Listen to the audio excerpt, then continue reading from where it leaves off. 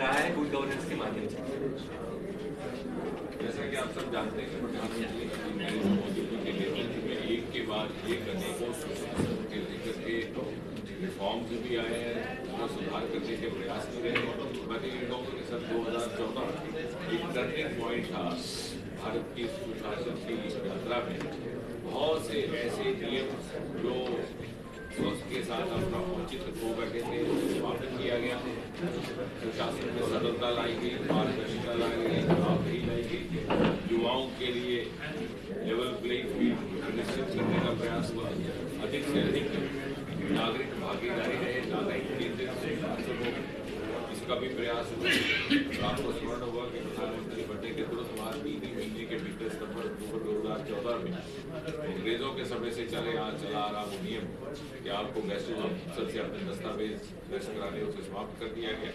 लाल किले से प्रधानमंत्री जी ने आह्वान किया इंटरव्यू समाप्त करने का, और सभी युवाओं के लिए एक लेवल प्लेइंग फील्ड उससे उपलब्ध हुआ।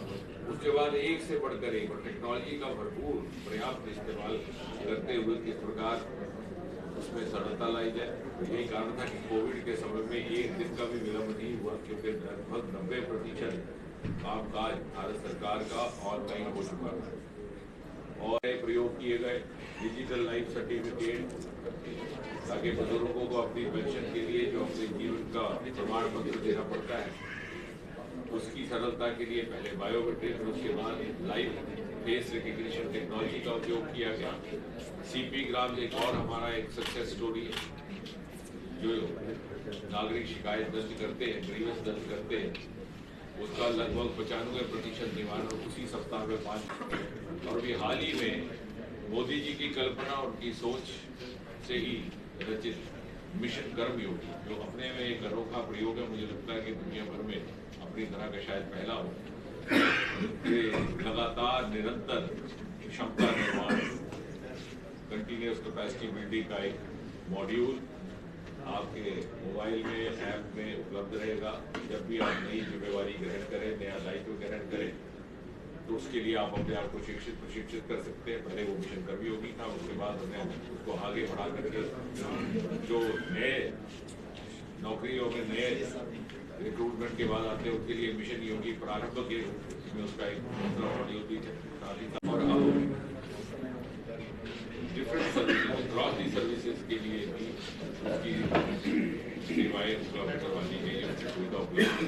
इसलिए कहने का तात्पर्य ये कि निरंतर एक क्रम जारी है, किस प्रकार से अधिक और अब हम मिशन 2047 को लेकर के उसका एक डॉक्यूमेंट, एक विजन डॉक्यूमेंट निर्माणित करने के लिए उसकी रचना में हमारा विभाग लगा हुआ है। और गुजरात विशेषकर इसलिए भी उल्लेख करने योग्य है क्योंकि गुजरात का गवर्नेंस मॉडल, यहाँ का सुशासन मॉडल स्वीकारा जाता है, उसको मान्यता प्राप्त है। और बहुत सारे यहाँ की बेस्ट प्रैक्टिस दूसरे प्रदेशों में और देशों में भी लागू की गई है। हमारे बीच में कानू भाई देसाई हमारे प्रदेश मंत्री भी, हमारे सीनियर साथी भी, उन्होंने भी समय दिया, जिससे हम सब प्रोत्साहित एक बार पुनः Sir claimed to be a model to be replicated, where the citizens are denied information under the RTI, which should be proactively disclosed. What do you have to say about it? Our RTI is now online. Citizens have been denied information which is supposed to be proactively disclosed. Read the RTI carefully.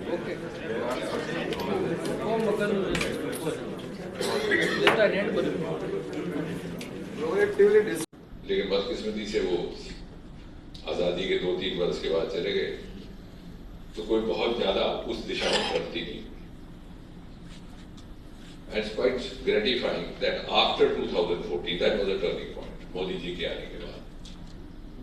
और आते ही उन्होंने एक मंत्र दिया, जैसे मानिए अभी मंत्री जी कह रहे थे कि मैक्सिमम गवर्नेंस मिनिमम गवर्नमेंट। जब हम बात करते हैं मैक्सिमम गवर्नेंस और मिनिमम गवर्नमेंट, तो व्हाट इज बाय इम्प्लीकेशन? जाहिर है उसमें इंक्रीज ट्रांसपेरेंसी भी होगी, पारदर्शिता, इंक्रीज अकाउंटेबिलिटी भी होगी, जवाबदेही भी होगी, उसमें सिटीजन सेंट्रिसिटी भी होगी, नागरिक केंद्रित प्रशासन, और उसमें फिर टेक्नोलॉजी भी आएगी, जैसे अभी मैडम कमधार कह रही थी, जीरो टॉलरेंस टू करप्शन भी रहा, और time bound disposal of all the issues, files, which again will be, of course, the optimum use of technology. And the technology is also constantly evolving each day.